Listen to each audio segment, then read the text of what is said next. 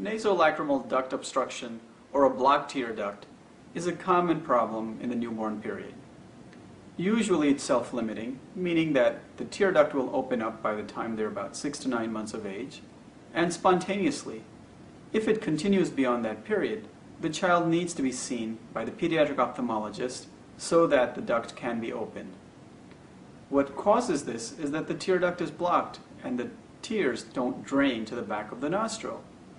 So the tears will well up, a crusty discharge will appear, and the child will have this, especially after they sleep or in the morning, or a constant tearing that you see.